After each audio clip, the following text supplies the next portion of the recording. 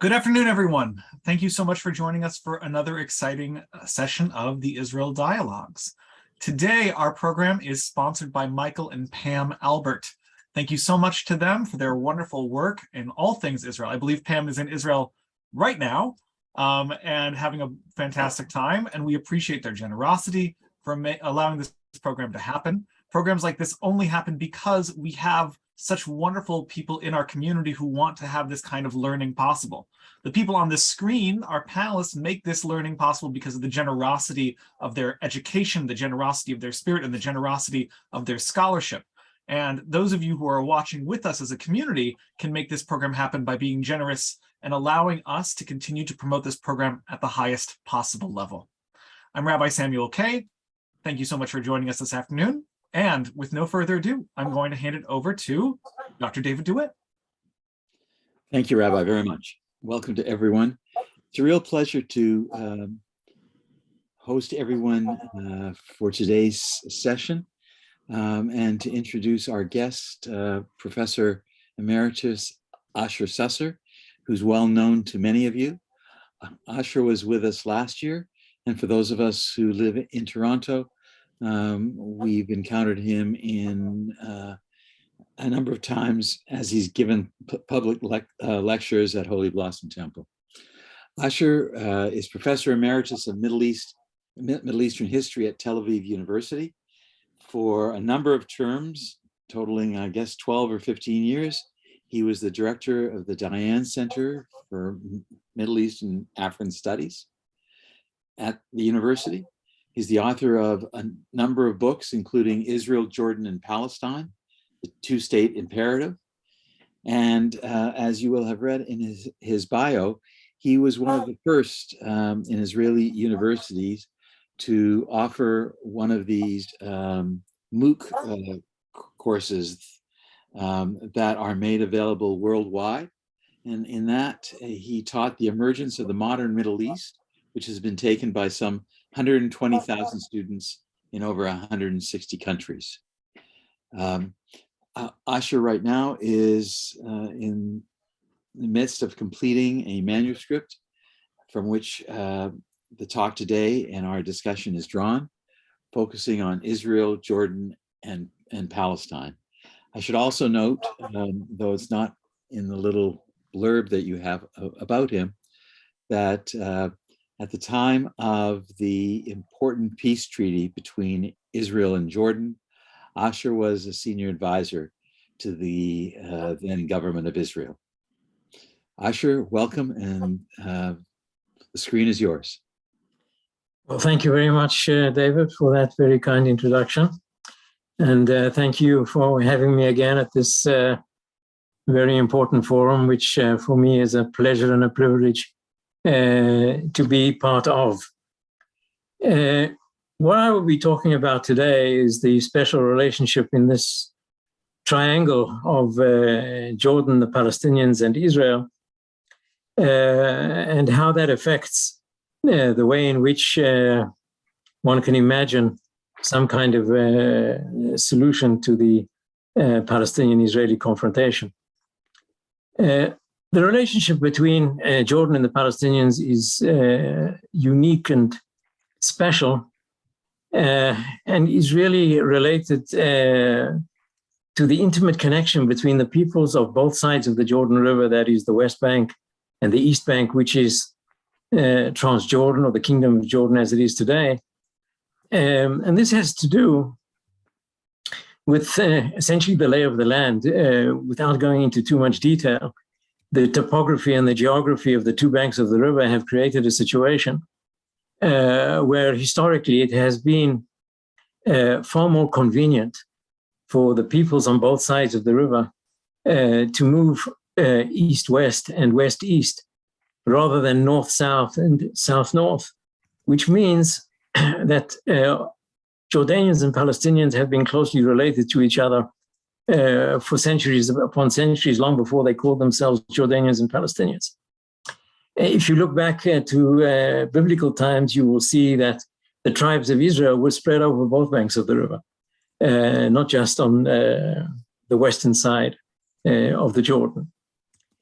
So as a result of these very close and intimate relations for centuries upon centuries between the peoples on both banks of the river, since the creation of Transjordan and Palestine, the British mandate over Palestine, which included both Palestine and Transjordan, another indication of this intimate relationship, the Jordanians have been very involved in the issue of Palestine out of their own desire to protect themselves from whatever may occur in Palestine, having a direct effect on what happens on the other side of the river. So during the British mandate, there was this very strong rivalry and competition between the Emir, the Prince of Jordan, who later became the King of Jordan, King Abdullah of the Hashemite family, and the leader of the Palestinian National Movement, the Grand Mufti of Jerusalem, as we all know. Jordan, as established as part of the British mandate over Palestine, Abdullah accepted the British mandate over Palestine, and had he not accepted it, he wouldn't have had a throne in Transjordan. By accepting the British mandate over Palestine, Abdullah was also accepting the Balfour Declaration, which is part of the mandate. That the Palestinians never did. So from the outset, from day one, from the day that Transjordan is created as part of the British mandate over Palestine, Abdullah on the East Bank and the Mufti in Western Palestine are mortal enemies. Now, the Hashemites being mortal enemies of the Palestinian National Movement, by the nature of the problematic relationship between the Zionists and the Palestinians, the Hashemites and the Zionists were natural allies, both having the Palestinian National Movement, headed by the Grand Mufti, as their common enemy.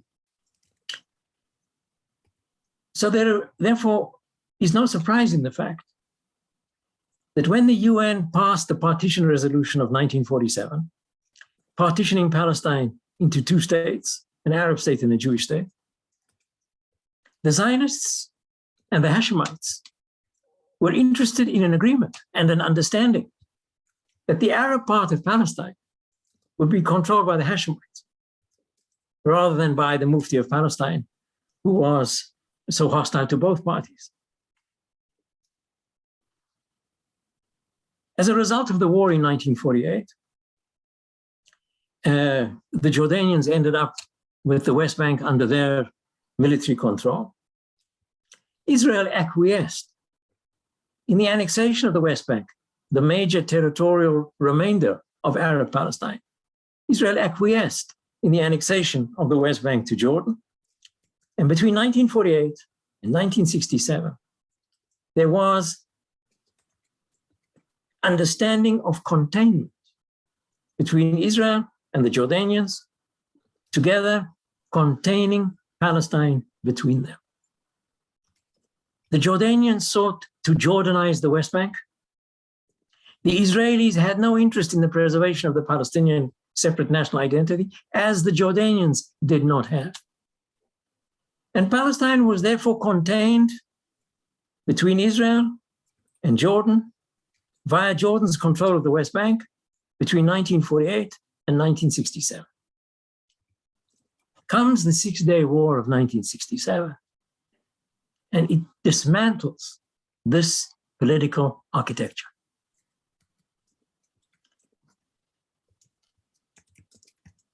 (1967) has therefore enormous historical meaning, which I think the Israelis at first were not that swift in recognizing. What the occupation of the West Bank by Israel meant, the removal of the Hashemites from the Palestinian equation, was the reemergence of Palestine, the re-Palestinization of the Arab-Israeli conflict,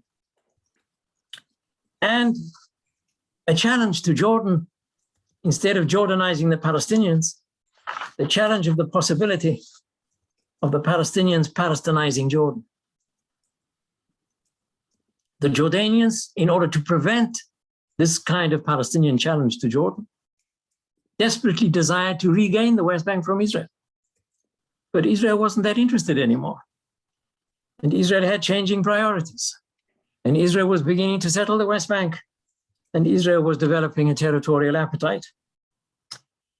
The Palestinian National Movement, embodied in the PLO in these years after 1967, functioned with its military organizations from Jordan, essentially creating in Jordan a kind of state within a state, in which the PLO threatened to overthrow the Hashemite monarchy. So instead, as we said before, the Jordanization of Palestine, there was this possibility of the Palestinization of Jordan. That is the background to Black September of 1970. Black September of 1970 is this civil war between the Jordanian military and the Palestinian military organizations that were thrown out of Jordan in 1970-71. This is the formative event of the Jordanian national identity. This Palestinian challenge to the Jordanian kingdom in 1970, the threat to overthrow the monarchy, was the formative event that accelerated the emergence of a separate Jordanian identity defined entirely versus the Palestinian ultimate other. Parallel and simultaneous with this emergence of a separate, determined Jordanian national identity, we have the rise of the Israeli right. The victory of the Israeli right in the elections in Israel in 1977, the emergence of the Israeli right, which begins to speak of Jordan as Palestine. That is, if Israel is to keep Western Palestine to itself, if Israel is to maintain the West Bank, Palestinian national expression will not be found in the West Bank, but should be found in the dismantling of Jordan. This comes parallel, as I say, to the emergence of this Jordanianness, sense of separate Jordanian identity, determined willingness of the original Jordanians to maintain their state versus this idea of Palestinizing Jordan. The war in Lebanon in 1982, where Israel invaded Lebanon, was not only about Lebanon. It was not only about removing the PLO from Lebanon. There was a bigger plan, which was also, after reestablishing Christian dominance in Lebanon, which the Israelis intended, was to evict the Palestinians from Lebanon to Jordan and create the state of Palestine in Jordan. So you would have a friendly government in Lebanon, Palestine would be established in Jordan, and Israel would have all of Western Palestine to itself. It is at this time that King Hussein of Jordan begins seriously to fear, even though the Lebanese war from Israel was a failure in the achievement of these strategic objectives, there is this fear in Jordan of a Jordanian, of an Israeli desire to expel the Palestinians from the West Bank. And Hussein in the mid-80s, after this fear of what was planned for Jordan in the war in Lebanon, Hussein looks at Israel's policy in the West Bank, sees that Israel is determined to preserve the West Bank, and makes a calculation that if Israel has such a policy, it cannot be that they intend to leave the Palestinian population in its place, because this would leave Israel with two undesirable possibilities. One is the conversion of Israel into some kind of apartheid state that would govern a Palestinian majority, or alternative, that Israel would expel masses of Palestinians to Jordan in an effort to turn Jordan into the state of Palestine. And it is from here we have, from the mid-80s onwards, the argument, very determined argument, coming from Jordan about two things. One, Jordan is not Palestine, and Jordan has no intention of becoming Palestine. Moreover, Jordan becomes a very determined supporter of an independent Palestinian state in the West Bank and Gaza. Jordan becomes the most urgent supporter of a Palestinian state in the West Bank and Gaza to make sure that Jordan is Jordan and Palestine is Palestine on the other side of the river, the West Bank and Gaza, not in Jordan. Jordan becomes this very ardent supporter of the two-state solution. In 1988, so determined not to be involved in Palestine, the Jordanians formally disengaged from the West Bank. Jordan is Jordan and Palestine is Palestine. Jordan, they explained to the Israelis, is not an empty lot for Israel to dump the Palestinians at some opportunity in the future. And if Israel is not interested in a two-state solution, Jordan will not cooperate to solve Israel's demographic problems. There is this idea amongst Israelis that somehow the Jordanians should be brought into the Palestinian equation, either as some form of alternative security that the Palestinians cannot provide, or alternatively, to have the Jordanians even rule parts of the West Bank that Israel decides not to annex. Therefore, re-involving the Jordanians in the Palestinian question, mainly as an effort to solve Israel's demographic problems if it wishes to hang on to the settlements in the West Bank, for example, and give up parts of the West Bank, which they would like the Jordanians to, conveniently for them, to take over. Jordan has absolutely no interest whatsoever in participating in any of these ideas, which are frequently bandied about and re-emerged with the Trump deal, the so-called deal of the century, in which the Jordanians expressed their complete disinterest. The Jordanians, therefore, are not interested, not in a federation with the Palestinians, not in a confederation with the Palestinians, not in any kind of idea which is designed to avoid a fully independent, viable Palestinian state, which is what the Jordanians would like to see in order to differentiate Jordan from Palestine entirely.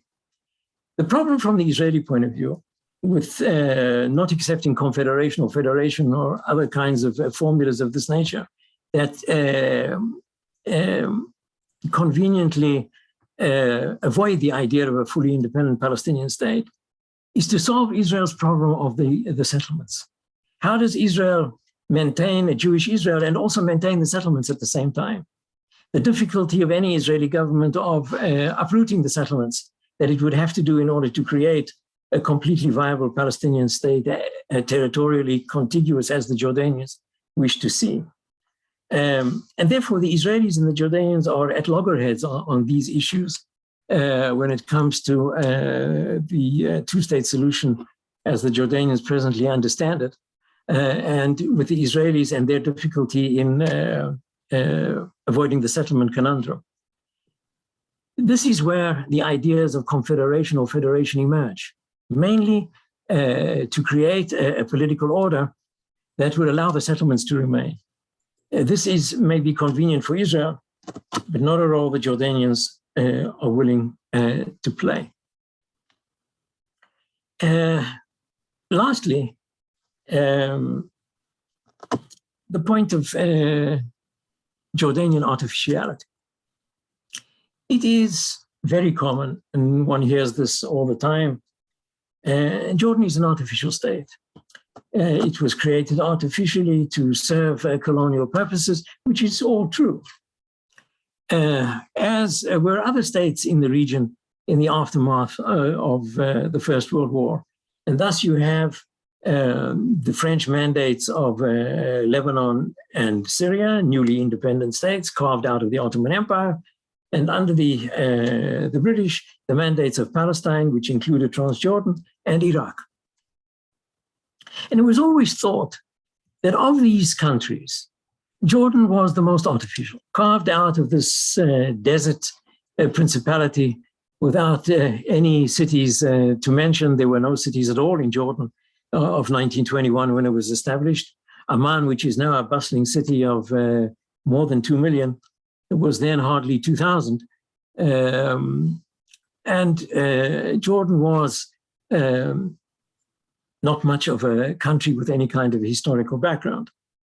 And therefore, countries like Lebanon, which had these magnificent capitals like Beirut, or Syria and Damascus, and Iraq and Baghdad, looked like much more serious political entities with a much more promising future, which Jordan didn't have. And to this day, there are many who continue to speak of Jordan as a country that has no future, that it is inherently unstable, that it is bound to disappear shortly. And there are those on the Israeli side who, on the Israeli right in particular, who would believe that if Jordan would only disappear, the Palestinian problem could be conveniently solved at the expense of the Jordanian state. But let's look at the realities. Of these four states, all created at the same time, newly independent states, created in the early 1920s, Lebanon, Syria, Iraq, and Jordan. Jordan is the only of these countries. We celebrated its centenary last year. Jordan is the only country, just about the only country in the entire Arab world, that has the same regime today that it had 100 years ago. Lebanon, Iraq, and Syria are falling apart at the seams, far less promising, far less stable than anyone would hardly have imagined in 1921, comparing them to this artificial entity, Jordan, that was bound to disappear. So why is it? How is it that Jordan has lasted for so long as a stable state against the expectations of many observers and experts over the years? Jordan is still there, whereas its neighbors are in far less stable shape than Jordan is. How come? And I would say the answer to that is in the composition of Jordan's population. Jordan is not a sectarian mosaic like Lebanon, Syria, and Iraq are. Jordan, very much like Egypt, has a homogeneous population in terms of religion. The great majority of the Jordanians, over 90% of them, are Sunni Muslim Arabs. That cannot be said of Lebanon, and not of Syria, and not of Iraq either, which are indeed these sectarian mosaics, and where sectarian identity is still very powerful in the Middle East. It is these countries that are suffering from inherent instability, and not Jordan.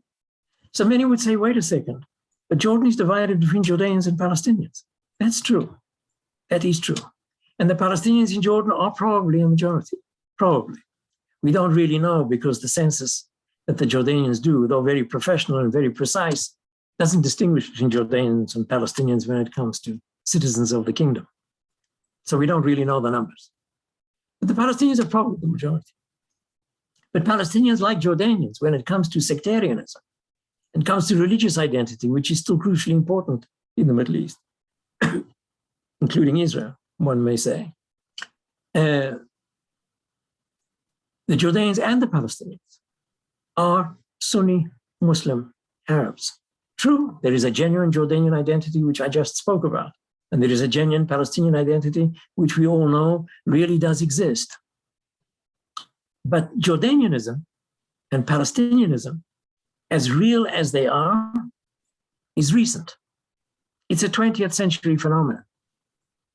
Whereas the sectarian distinction between Muslims of different kinds, Sunnis and Shiis, or Muslims and non-Muslims, goes back to the 7th century. It has a much more profound historical basis. Jordanianness and Palestinianness, as I say, as genuine as they are, is relatively, historically superficial in comparison to sectarian identities. And as such, as much as there is to distinguish between Jordanians and Palestinians, and there is a lot, as we have just spoken about, there is also a commonality of religious identity between Jordanians and Palestinians, which is no less important than their newly attained national identity, Jordanianness and Palestinianness. So it is with that about Jordanian artificiality that I will conclude and open the floor, or the screen, as we say, to questions and comments as they may be. You are welcome. Thank you very much. Asher, thank you. That was a wonderful overview and some important insights. And I have some colleagues who I'm sure will have some questions. I know, Mark, you again, unfortunately, have to leave early for a meeting. Can I invite you first so that you have some time? Thank you, David. Thank you, Asher. This was really very important analysis for us understanding the current dynamics in the region. I wanted to try to answer or ask a two-part question. And the first part is, between 48 and 67, as Jordan was the military occupier of what is the West Bank, what was their long-term intention with respect to that territory? Did they intend to, at some point, integrate it into Jordan, or were they wanting to maintain it in terms of the status quo of that situation? And depending on the answer to that, I have a follow-up question. Well, I have to clarify a point here. Egypt occupied the Gaza Strip as a military occupied area, as you suggested Jordan did with the West Bank. But that's not what the Jordanians did with the West Bank. Oh, you used the term military when you talked about it. No, the Jordanians at the end of the war in 1948 occupied the West Bank, and then Israel acquiesced in Jordan, annexing the West Bank to Jordan as part of the Hashemite kingdom in April 1950. Right. So it was part of Jordan. It was part of Jordan. All the people of the West Bank became Jordanian citizens, whether they were refugees or not. The Jordanians was the only country, only Arab country, to accord Jordanian citizenship to all the refugees. Jordan had no interest in the preservation of the Palestinian identity. Jordan had no interest in the preservation of the Palestinian refugee camps either. And the Jordanians quietly allowed Palestinians to leave the refugee camps. As citizens of Jordan, they could live wherever they liked. They could work wherever they wanted. And therefore, the refugee camps in Jordan gradually emptied. Only about a third of the refugees actually lived in refugee camps. And the majority did not. Left the camps over the years. Today, strangely enough, there are refugee camps in Jordan itself, not in the West Bank, on the other side of the river, on the East Bank, where many of the residents of the refugee camps are Jordanians who can't afford a house somewhere else. So they're actually living in the refugee camps where the housing is cheaper. So this whole idea of preserving Palestinianness, preserving refugee-dom, was all part of an Arab policy which the Jordanians never accepted. Today, the Jordanians have second thoughts about that, because the original Jordanians are now beginning to hold the short end of the stick. The Palestinians have probably become a majority in Jordan. The Jordanians compare themselves to the Red Indians. And they say, we are losing our own country to Palestinians, to Syrian refugees. 1 million Syrian refugees are in Jordan. There are 500,000 Iraqi refugees in Jordan. So the Jordanians are very concerned about preserving their own identity in their own country as a result of what the Jordanians tried to do, that was to fully Jordanize the Palestinians and to fully integrate the West Bank into Jordan.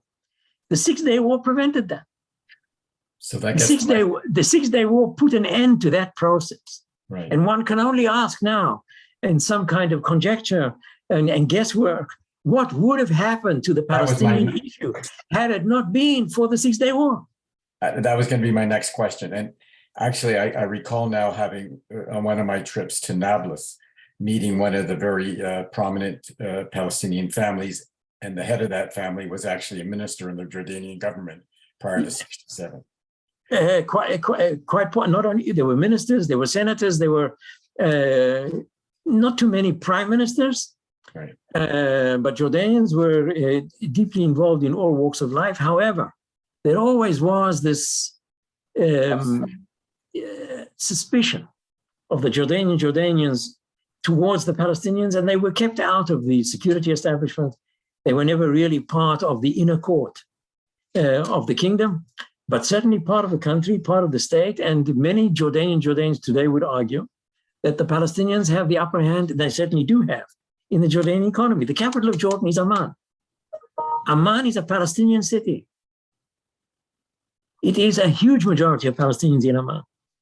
And Amman is the economic and administrative center of the kingdom. The Jordanians live in the periphery and economically are less well off than the Palestinians. Right. So just to follow up and just to push you on that point, try to speculate, would it be fair to say that Jordan might have miscalculated by actually participating in the Six-Day War? Because if they had stayed out of the war, the status quo would have remained. Israel would not have become an occupied power. We wouldn't have had the settlement problem and all the other issues that have flow from that. It's it's just guesswork, of course. But one has to argue, so why did Hussein do what he did? I don't have that much time to go into it, but I would say this. The Jordanians were convinced in 67 that Israel was going to attack them anyway.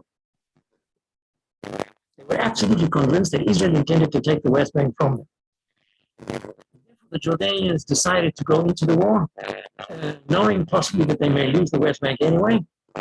But the other consideration was, what would the population in Jordan have done?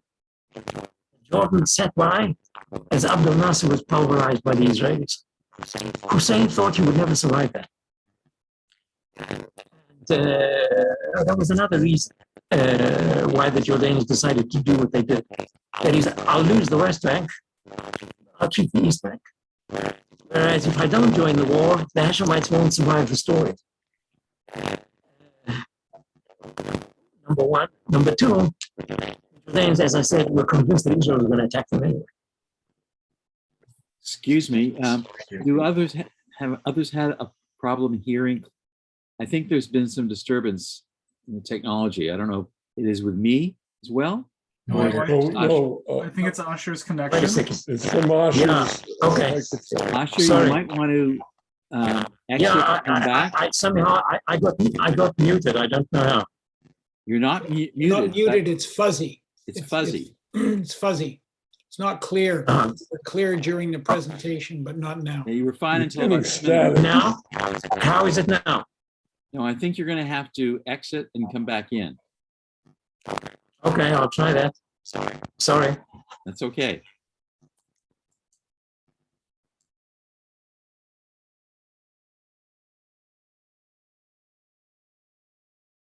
Howard, I see your hand, so we'll turn to you. Jasmine, can I turn to you in a minute after Howard?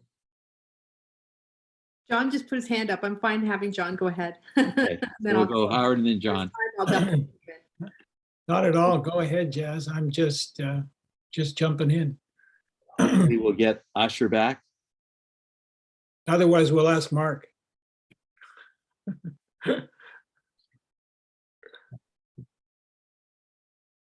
Our dependency on technology.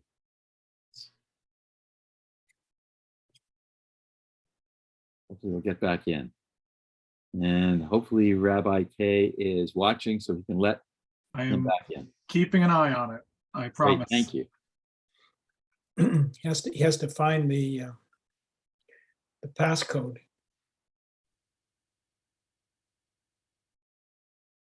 My apologies to our audience. David, do you mind if I ask 2 questions at the same time? Sure, we have time. Okay. And we should be reminding that those who are viewing and want to ask questions, if you type it into the chat function, we will do everything we can to make sure those questions are presented.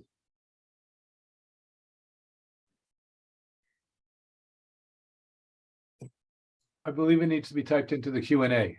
Oh, is it Q&A we're doing? Okay. My apologies, into the Q&A. Now we've lost Asher. Why don't I ask you He's back. guys? One moment, please. Okay. Oh.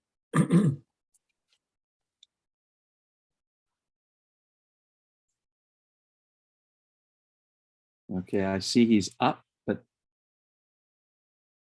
there we There he go. is. All right. Okay. Yes, Asher. sir.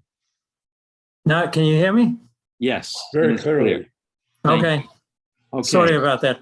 We're turning to Howard. Asher, I have two questions for you, contemporary ones, not going back. One is a political one. In my dealings with the Jordanian Hashemite Kingdom and visits to Amman, I found them to be very reasonable. And there are two issues I'm concerned about. One is something you've discussed, this economically, the big projects proposed between Jordan and Israel. The Red Sea, most currently the preservation of the Jordan River. But there's been a number of them. They haven't come to fruition. I don't know whether the current one will. So I'd like you to comment on those big mega project economic cooperation and why there's not been more success. The second question is the political one, because if Jordan is open to a two-state solution, wants a two-state solution, the question for me is, what's the Palestinian state? To what degree would they accede to a Palestinian state in which 30% of the West Bank, where the bulk of the settlements are, went to Israel? Those are the two questions. Well, I'll take the second one first, if you don't mind. The Jordanians are indeed, you're right when you say that they sound reasonable, and they are reasonable and have been more pragmatic than most. However, they do not accept any significant territorial changes to the 67 boundaries. They never have, and it is doubtful that they ever will, unless the Palestinians themselves do so. The Jordanians are not going to outflank the Palestinians by accepting territorial arrangements that the Palestinians don't accept. The Jordanians have had enough of being blamed for Arab losses and concessions and moderation towards Israel, etc. They've had that for 70 years now, and they just are not interested in going through that again. That's why they walked away from the West Bank. If anybody has to make concessions territorially in the West Bank, let the Palestinians do it. The Jordanians are not going to do it.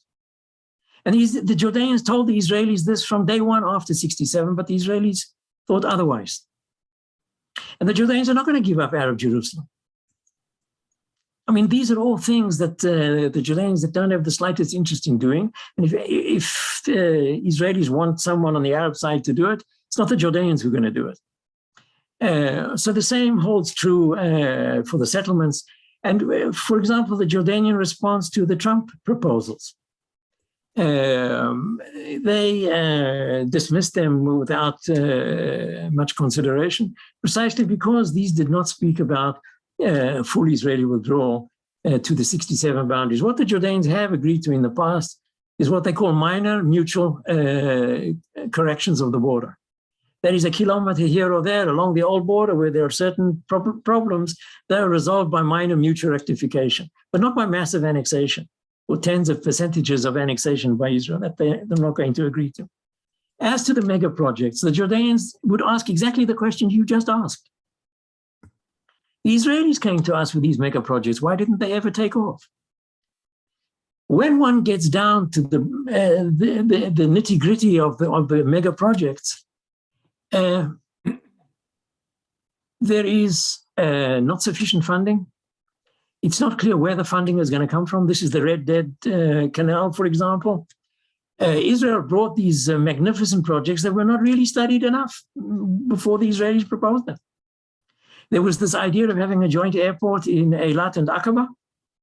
Well, eventually the Israeli authorities were against it for security reasons. So all sorts of projects that the Israelis actually came up with never came to fruition. And it's the Jordanians who would ask exactly the same question that you just did.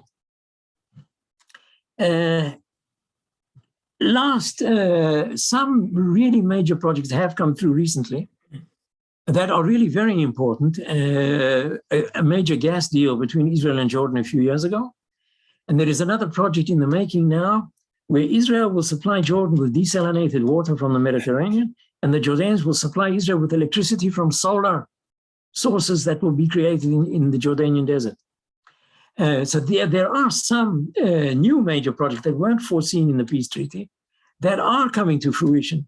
Those in the peace treaty, in these very colorful magazines that the Israelis produced, were not studied well enough and proved to be economically unfeasible, and therefore were never carried out and never got beyond the proposal phase, unfortunately. Just a follow-up question.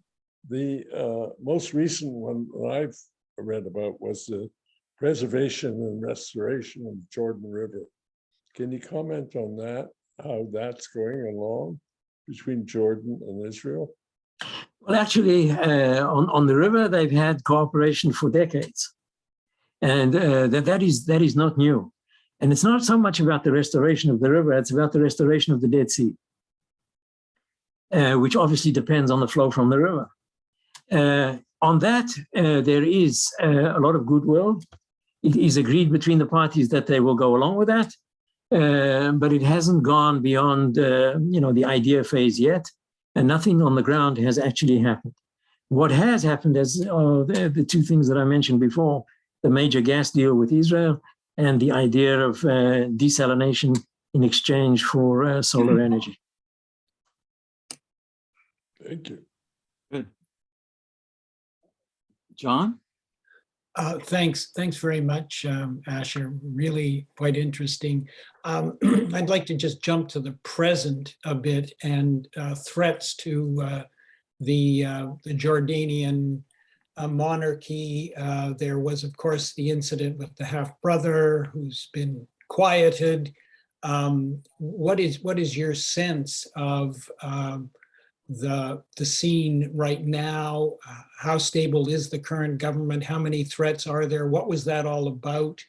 And just your sense of that. Thanks very much. Thank you. On the one hand, I would say, the government in Jordan is stable, primarily because there doesn't seem to be a viable alternative that the opponents to the regime would have at the ready. But I would say that Jordan has a problem, and it is a serious problem. And it is this divergence that has emerged over the last few decades between the regime and the very backbone of its traditional support, that is the Transjordanians, the East Bankers, not the Palestinians. People think automatically that the major opposition to the regime in Jordan today is the Palestinians.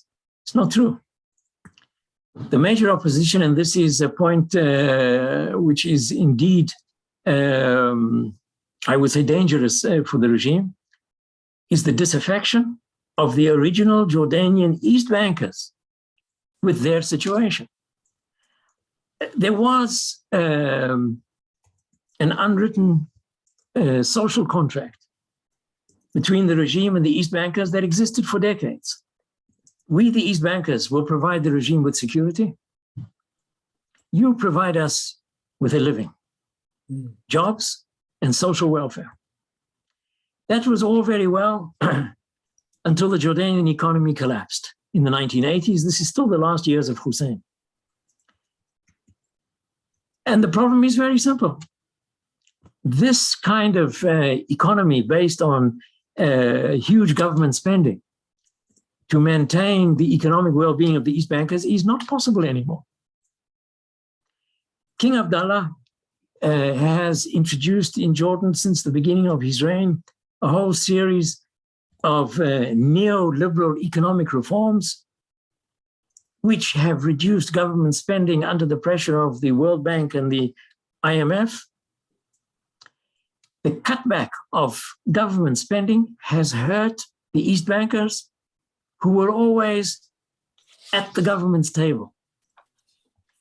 They are the bureaucracy, they are the soldiers, and they are the people on social welfare. If the government cuts back its spending, it is the East Bankers who are going to hurt more than the Palestinians who run the Jordanian private sector and who are far less dependent on the government handouts. So you have a situation today where those who are the most loyal to the regime feel that they are losing in the economic competition with the Palestinians. They come to the king with a complaint. You are in power because of us. We have kept you there. Yet we are suffering now economically from your neoliberal economy. And this is a problem that the king cannot solve.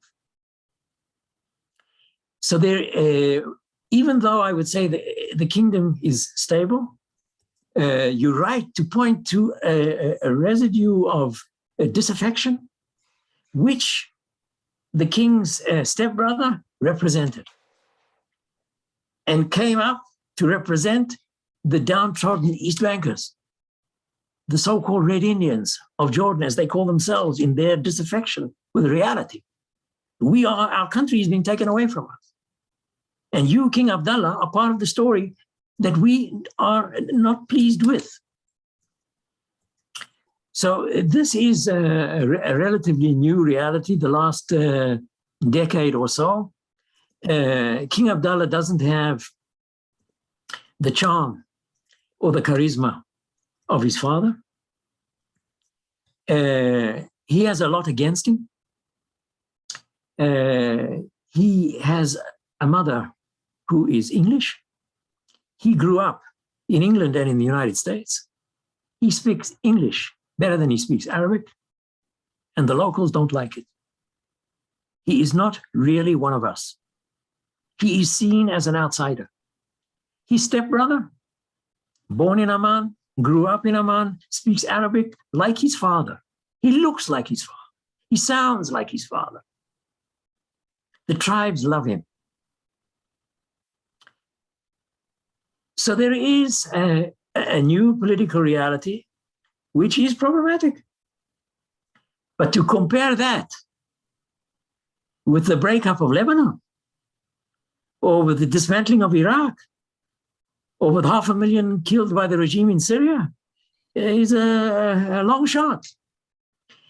And the Jordanians, those who are disaffected with the monarchy, are very cautious not to overturn the apple cart. They can see from the neighborhood what that looks like. And they are relieved to be Jordanians.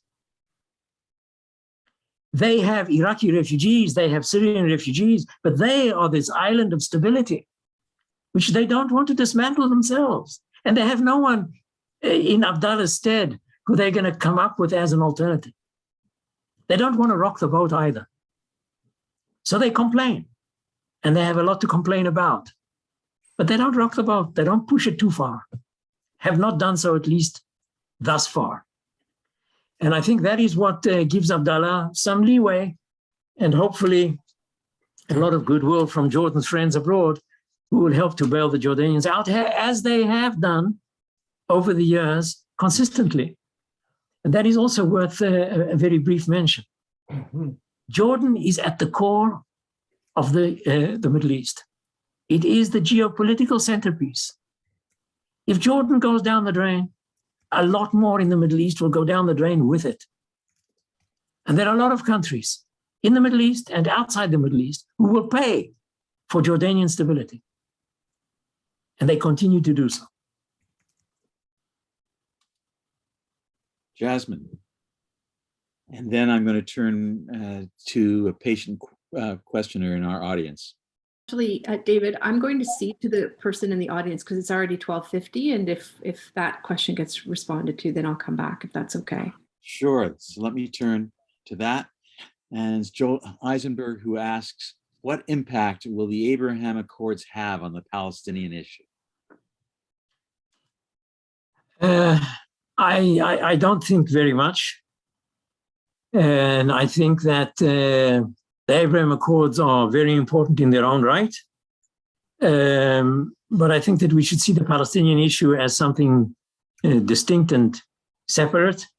I think there was an effort by the Israeli government of the time to portray the Abraham Accords as some kind of alternative to having to deal with the Palestinian question, as if, you see, we can do this, we don't need to solve the Palestinian question, we can make peace with the Arabs without it. That was never true, and it isn't true today.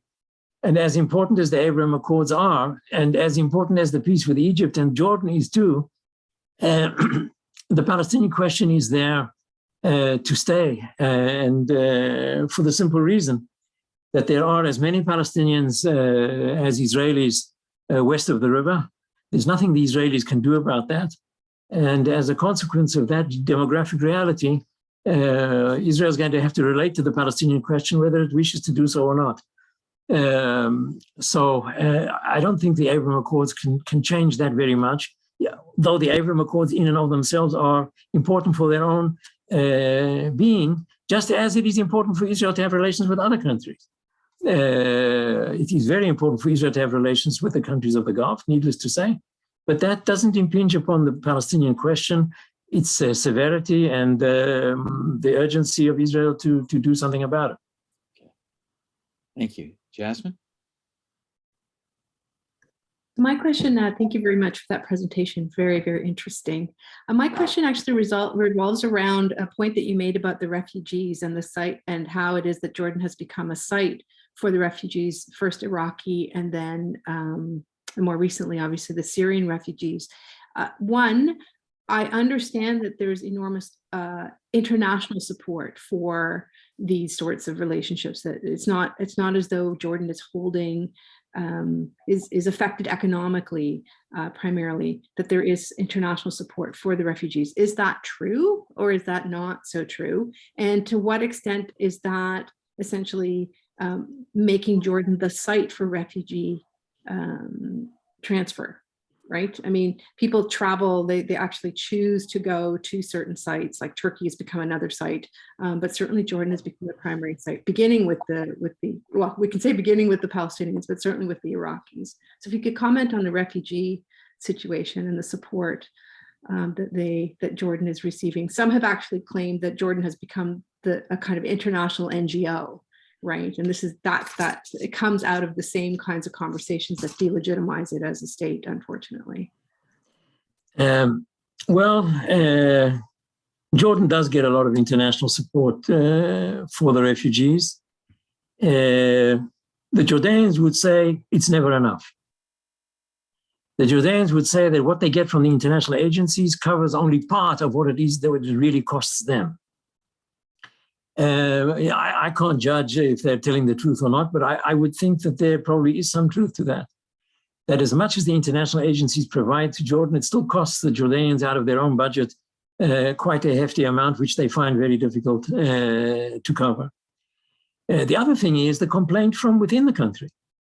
Whether the international community is paying for this or not, there's pressure on the schools, there's pressure on the water, there is pressure on resources, irrespective of who's paying for what. And the people in the street who have to suffer the shortages, whether it is of places for their children at school or for the shortage of water, couldn't care less about how much the international community is providing or not. For them, it's a serious problem. And the government has no great solutions for that. Refugees are working in Jordan in huge numbers. The Jordanians would argue that they're bringing the price down, the wages down. They're hurting us. And as a result, we, the Jordanians, are getting paid too little or not getting paid at all. We're losing the jobs that we would have had it not been for these refugees who are taking them from us. The great majority of the Syrian refugees, for example, don't live in the refugee camps. They live in and around Amman. So this is, it's a big problem for the Jordanians, and there's little they can say good about it other than, look how good life in Jordan must be if everybody's choosing to come here. And the regime uses that a lot to say, well, would you like to live in Syria? Would you like to live in Iraq? As much as you complain about Jordan, you've got a much better opportunity here than you would have elsewhere. Why do they choose Jordan? Simply a question of geographic proximity. The people who come to Jordan come from southern Syria. They probably couldn't get to Turkey. Probably too difficult for them to get to Turkey. And when the war came to them, they fled to the nearest border that was there, and it was Jordan. The same is true of the people of Iraq. When they fled to the place that they could get to, which was Jordan. And Jordan, being where it is, as I said before in another context, centrally located, is also centrally located and close by for very many of the refugees who have become refugees in the last 70 years or so, including the Palestinians. The Palestinians didn't choose to go to Jordan, but Jordan was there. And moreover, for the Palestinians at least, Jordan offered citizenship, which it doesn't for others. And I would just say in parentheses here, for the Palestinians, accepting Jordanian citizenship at first was a problem. Because accepting Jordanian citizenship was a way of saying, I'm not a Palestinian anymore. I'm giving up my right of return. I'm giving up Palestine. So there was some hesitation about that. But eventually, realities triumphed, and it's simply the convenience of having a Jordanian passport became much more important than the issue of principle. So the Palestinians would say, as they still do say, we are Jordanian citizens, but that doesn't mean a thing about our historical attachment to Palestine and our right of return, etc. Right. Yes, I was going to raise that as well, but you've just answered my second question. So onward, I think John has his hand up. Thank you very much, Asher. Thank you. If you want to go to the audience question first, it's a classic question. I'm willing to. Sure. Why don't we take that and come back to John, and I have questions as well if we get there. This comes from Frida Moscovich. Ambassador Bob Ray said a two-state solution ought not to be looked as dead. It is visible. It is viable. How do you see it currently? Well, I think we're going to have a discussion about this later on, so I don't want to go into too much detail here. But I would say to those who say that the two-state solution is dead, I would like them to tell me which solution is alive. There is nothing more realistic than a two-state solution, however difficult the two-state solution may be. Ideas that people throw about, if a one-state solution is a solution at all, I would disagree with that entirely. I mean, I would hardly, with all the difficulties of a two-state solution, whether one thinks of confederation or a one-state solution, I don't see that the alternatives are better or more realistic. If a confederation was possible, the level of mutual trust needed between the parties to establish a federation or a confederation, if we had that level of trust, we would have had a two-state solution ages ago. So I don't think there are other alternatives. And those that pose, two-state solution not good enough, let's have a one-state solution. The arithmetic may sound great, but it's in reality, I would like them to look at other places like Czechoslovakia and Yugoslavia. If the Czechs and the Slovaks couldn't do it, I don't think we and the Palestinians are going to do it. John.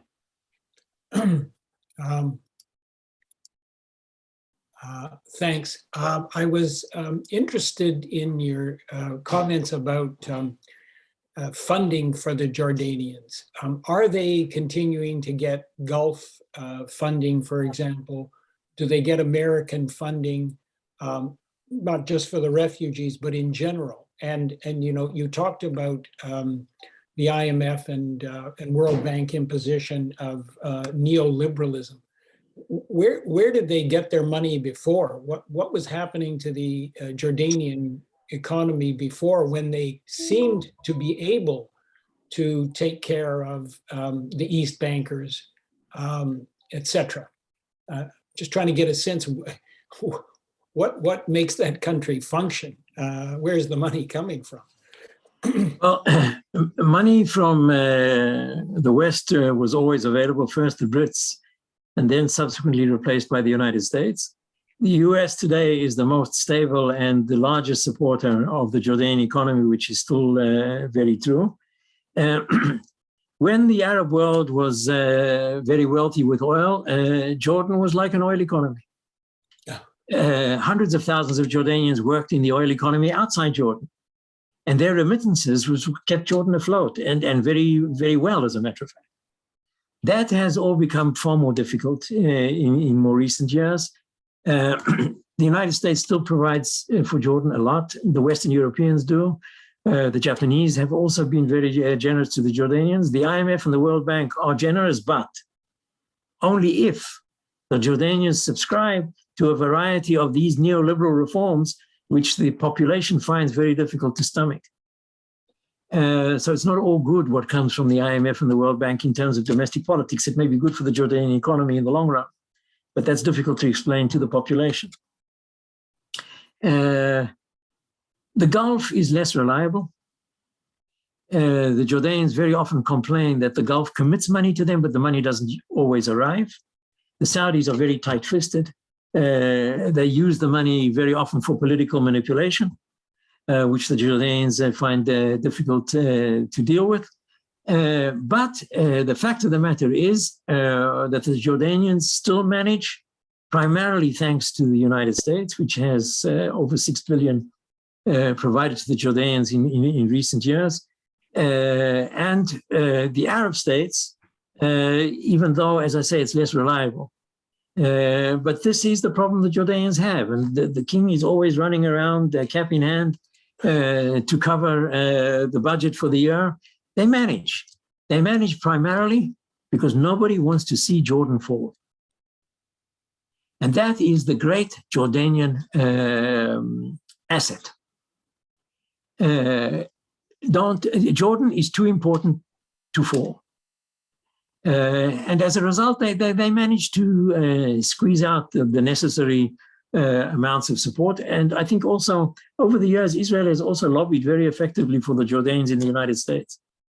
In Congress to continue to give aid to the Jordanians, because the Israelis have a great interest in Jordanian stability. So at least thus far they have managed, but one can never tell when the day will come, and I think that's the king's nightmare, when he will wake up one morning and there won't be enough money in the bank. Mm. And that is a possibility and can be at any time.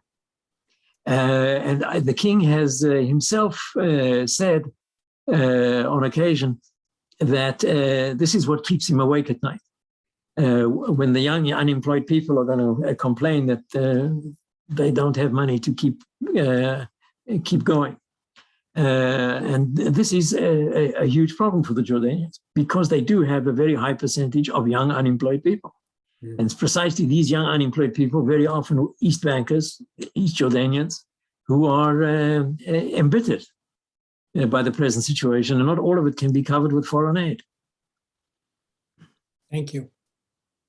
And partially on a follow-up to that, Asher, last year, a year and a half ago, no, it was last year, you wrote another article that some of us had a chance to read, and that got a lot of attention in some parts of the academic and think tank world, which focused on that domestic disruption that John had earlier referred to, and the difference between the urban elite and the tribes, and the difference between the king and stepbrother and the fealty.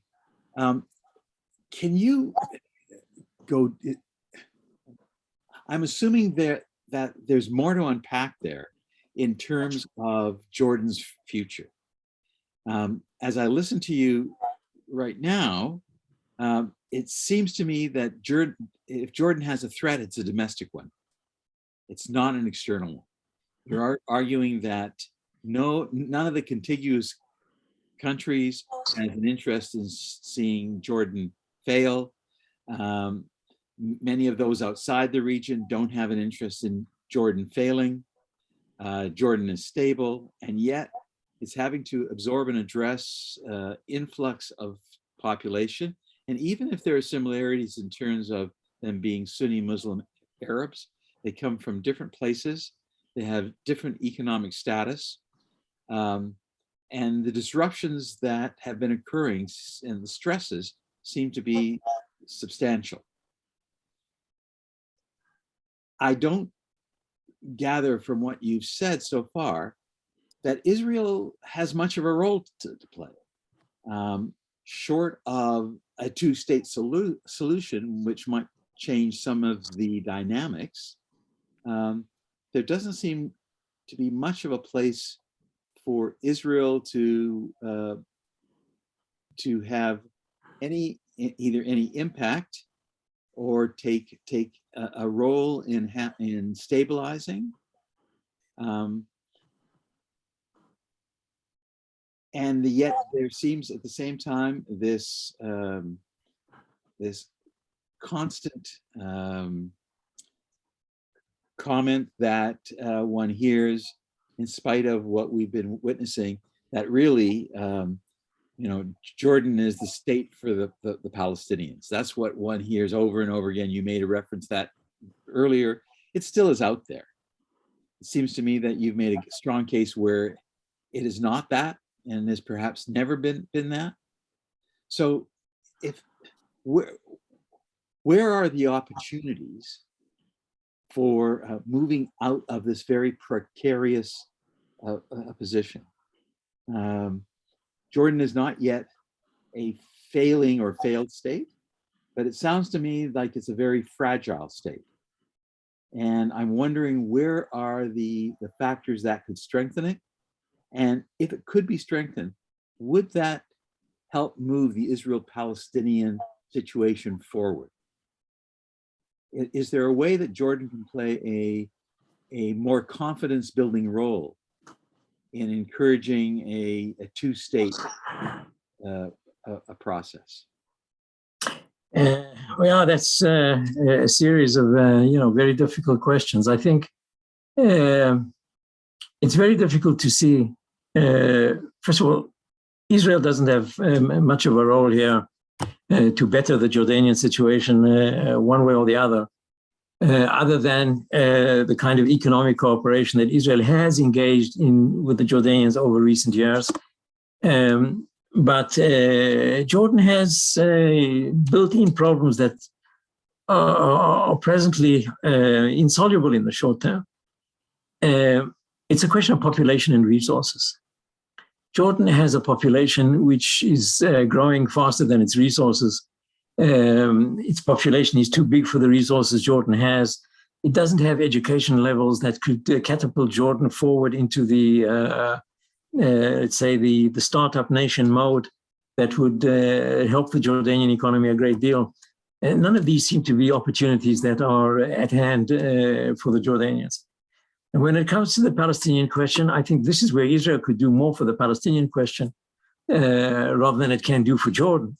And were there to be progress on the Israeli-Palestinian front, then I think there would be a possibility maybe of a greater foreign investment in Jordan that would allow the Jordanians to benefit from the general peacemaking that would emerge between Israel and Palestine. Jordan could trade much more with Palestine than it does presently. And the Jordanians see the Palestinian market, when Palestine becomes a state and a viable state, as very encouraging for the Jordanian market and the Jordanian economy. That Israel-Palestine could be very beneficial to Jordan and to the Jordanian economy. I don't see much that the Israelis could do to better the Jordanian economy or to stabilize the Jordanian state that doesn't go via the Palestinian solution some way or another. And at the moment, it's very much for the Jordanians to limp along from year to year with foreign aid to make ends meet is the best they can do for the meantime. Especially since they have, in addition to their own problems, the Syrian refugee issue, et cetera, which is only making life more difficult for them. But what I would say, not to lose all hope for the Jordanians, that because there is this vested interest, regionally and internationally, in Jordan's political survival for the stake of Middle Eastern stability, Jordan still has a reasonable chance to pull through, as it has done for the last 100 years. We've been asking these questions about Jordan's vulnerability for a long time. Mm-hmm. And the Jordanians seem to manage, not miraculously, But because there are forces out there that want this reality to continue to exist and are willing to pay for it, and Jordan is not Egypt. Jordan has a very small economy. And Jordan, relatively speaking, can be bailed out year in, year out with relative ease, which Egypt cannot. No one can bail out Egypt. And Egypt's population grows by 2 million a year. Egypt has, I would say, a far more serious challenge to its long-term viability than Jordan does. Because the Jordanian economy is relatively small and relatively easy to bail out, which is not true of much bigger countries. So I think that's all the Jordanians, unfortunately, can hope for in the near future is thanks to their size, the advantage of a small state and a small economy, and the geopolitical centrality that Jordan can trust in the well-being of or the goodwill of other players to keep them afloat. And thus far, it has worked. Not very promising, but it works. And better than the neighborhood. And do you see the king or the royal family being central to the stability of Jordan, given the differences between Jordanians, the tribes, the Palestinians, the Syrians, the Iraqis who are all there for the stability of the kingdom? I think that you have to distinguish between the monarch and the monarchy. I think the monarch is not very popular, but the monarchy is. And I think that the tribes and even the Palestinians would see the monarchy as a stabilizing force in Jordan, without which, who knows what would emerge. And therefore keep things as they are, rather than a jump into the dark that nobody wishes to take. And as a result, there are very few in Jordan who have a lot to complain about the monarchy, about the monarch, but not about the monarchy. And I think this is what the stepbrother, Hamza, tried to take advantage of. And interestingly enough, he failed. He failed. Not one single military officer came out in Hamza's favor. This so-called coup that Hamza carried out, I'm not sure that there was a coup at all. I think that Abdallah fabricated the story about the coup to damage Hamza's reputation, rather than being a real conspirator against the monarchy. And I'm not sure that we know all the truth of what really happened between Hamza and Abdallah. I don't think Hamza tried to wage a coup. I really don't. What is very interesting, as I said before, no one in the security establishment, which used to be the case in the past, where officers would align themselves with the opposition against the monarchy in Hussein's early days, this is not what happened now, and not what has happened any time recently. And the security establishment, the military, the general intelligence, as they call them, are very much in the party of the monarch. And there are some who would say Jordan is not a monopoly of power, but a duopoly. It's the monarch and the security establishment, the monarch and the intelligence. And people often say we're not quite sure exactly who's running the show. Is it the intelligence or the monarch? But this is a very firm hold on the domestic security of the. It may not be very democratic, but it's a very stable control of the state. And as the population grows, again, even though they may be all Sunni Muslim Arabs, they come from different places. What is the role of parliament?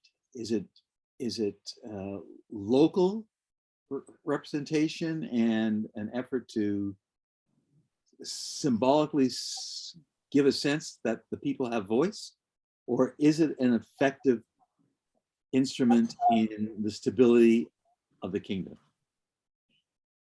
Well, I would say that Parliament is an instrument of the monarchy and not of the people's representation. It's not about the people being represented by Parliament. It's Parliament being a vehicle of the monarchy's control of the state. Voting in Jordan in elections is a very low percentage. People don't really care about elections to Parliament. They don't think Parliament is worth much. In Jordan, people speak humoristically about what they call the hollow chamber. And the hollow chamber is the chamber to which the intelligence calls and says hello to the parliamentarian, telling him what he has to do tomorrow. That this is all controlled by either the palace or the intelligence. And therefore, there is very little respect for Parliament, which doesn't have an important political role, other than giving this kind of facade of a democratic regime, but it's an instrument of the government and the monarchy much more than it is an instrument of popular representation. And those who are represented in Parliament are very much, the tribal leaders and the retired military officers and people who are really in the hands of the regime and who are very close to the regime. And the opposition has very little representation, if any at all. Thank you. Any questions from my colleagues or from the audience? Any further questions that anyone would like to raise?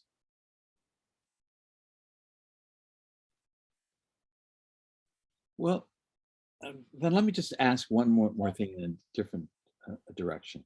One of the things that we regularly read about or hear about has to do with the tension around Jerusalem and the holy places. And that certainly of great both symbolic and real political importance to Israel and to the Arab Muslim world. And Jordan seems to assert a primacy of place here. I'm wondering the extent to which the Jordan and the Palestinians, does the Palestinian Authority or Palestinian leadership and the monarchy coordinate, or do they, is there simply an understanding in which who takes the primacy of place in representing Muslim interests and addressing what is perceived to be Israeli encroachments when it happens? Yeah, well, that's a very, very important question, very important to the Jordanians. First of all, I would say, why is it so important to the Jordanians? People would think that this is because of the holy city, the holiness of Jerusalem, and the custodianship that the Hashemites have over the Muslim holy places, which is true. But I would say the major motivation of the Jordanians being involved in Jerusalem has to do with the Jordanian understanding of their national security. And the way the Jordanians understand it is this. The Jordanian fear is, if there is no two-state solution, the pressure to convert Jordan into Palestine will remain, if not increase. If there is no two-state solution, a time will come when the Israeli right will seek to clash with the Palestinians in order to expel them. And expel them to Jordan. That is the non-solution, the non-two-state solution, the no two-state solution situation is one where the Jordanians feel that their national security and the survival of the kingdom is endangered. Jerusalem is the linchpin of all of this. Clashes in Jerusalem can lead to a massive explosion between Israel and the Palestinians, at the end of which thousands of Palestinians are going to be forced across the river. This is the Jordanian nightmare. Therefore, the Jordanians are super sensitive about everything that happens in Jerusalem, for reasons, as I say, not of Muslim sensitivities, but the Jordanian perception of their national security concerns. The Palestinians are willing to have the Jordanians involved. It's not like Arafat and Hussein anymore. Arafat and Hussein constantly competed with each other. Hussein always wanted some kind of role in Palestine. Abdallah is far less devoted to that. Abdallah is not competing with the Palestinians. And therefore, the Palestinians don't see the Jordanians as competitors over the future of Jerusalem. So they're perfectly willing to have the Jordanians involved in Jerusalem because the Jordanians have an international say, they have a say with the Israeli government, and they can be helpful to the Palestinians without threatening the Palestinians with a desire to take over Jerusalem for themselves, which is what they always suspected Hussein had in mind. Hussein lost Jerusalem. Abdallah was 5 years old when Jerusalem was lost to the Israelis, and it's not part of his emotional makeup. But for Abdallah, Jerusalem is crucially important because of the security issue, the sense that, and this is why the Jordanians are also so urgent about a two-state solution, that as long as there is no two-state solution, Jordan's future is hanging in the balance. And therefore, Jerusalem is as important as it is, and why the Jordanians are, very quick to respond to what they see as Israeli provocations. Thank you. Anyone? Then let me, on behalf of all of us, Asher, thank you for yet again a wonderful learning opportunity for us all. It's always a marvel to me, though I've known you for what, almost 25 years or more, that every time I listen, I learn, and I'm amazed at the depth and range of your knowledge and understanding of this part of the world in ways that we all benefit from. So thank you so very much for giving us your time and sharing your wisdom and insight. And we look forward to having you back very, very soon. Thank you. Thank you. Thank you very much indeed. My pleasure. Thank you. Thank you, everyone, for participating. I know I've already heard from some who either had to leave early or who couldn't attend at all. I can assure you that this has been recorded and will be available sometime next week to view. So we'll get to hear your voice and learn from you again. Thank you, and we'll see you all, I hope, next week. Our session next week is on Friday, and it will be with Professor Ari Trump, and it's focusing on the Israeli economy, society, and national purpose. So with that, Shabbat Shalom for all those who keep the holiday, and we'll see you next week. Thank you very much. Rabbi Kay, back to you. Thank you.